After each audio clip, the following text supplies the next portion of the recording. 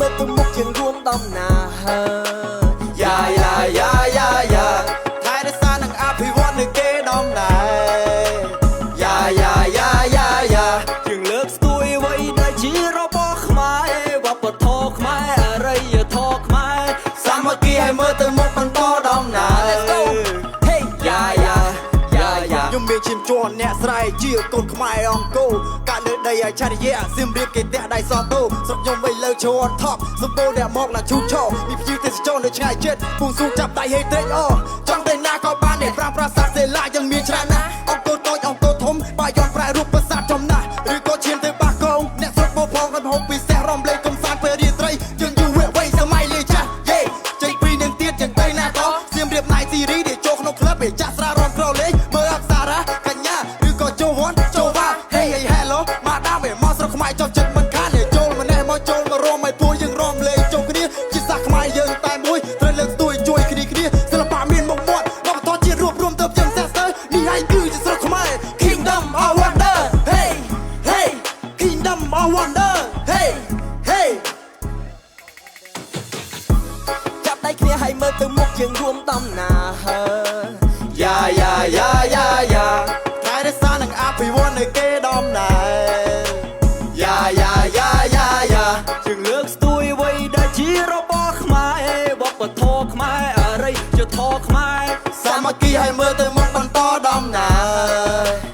យ៉ាភាពហើយនៅប្រទេសកម្ពុជាយើងឈាមចុះតែមួយរួមកម្លាំងចេះជួយគ្នាវប្បធម៌ល្អប្រពៃខ្ញុំលើកមកបរនីថែរក្សាអរិយធម៌ជាដំណរល្អប្រជាយើងមានទាំងភ្លេងទាំងសម្លេងសម្លៀកបំពាក់ប្រពៃណីយើងមានអក្សរធ្វើជាយន្តឲ្យគេបានស្គាល់គ្រប់សម័យពុទ្ធសាសនាជាមន្តអាគមលោកបានបង្កើតពីបាលីរំតាបន្សល់ទុកឲ្យពួកយើងសតែរបស់មានតម្លៃអប្សរាចរិយាក្រអូបមានដូចជាតិកបោកបាញ់រចនាកាយវិការមានវិញ្ញាណគឺជាសម្លេងត្រ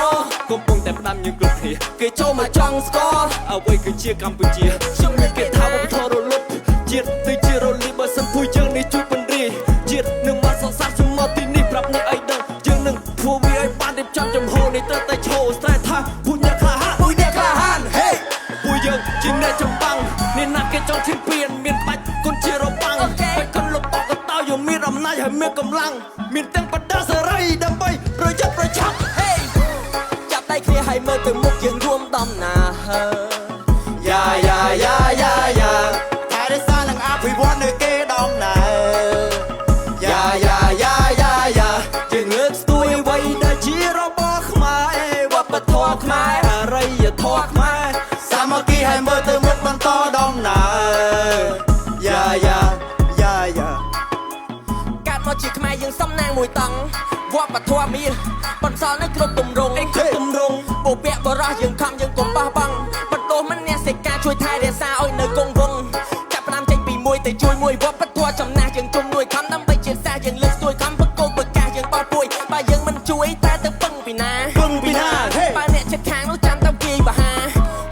អាកាសធាតុប្រែប្រួលប្រយ័ត្នភ្លើងទៀនថាវប្បធម៌យើងជួយប្រយ័ត្នគេឆ្លៀនមិនថាអ្នកណាមកពីណាចង់មកបំពេញ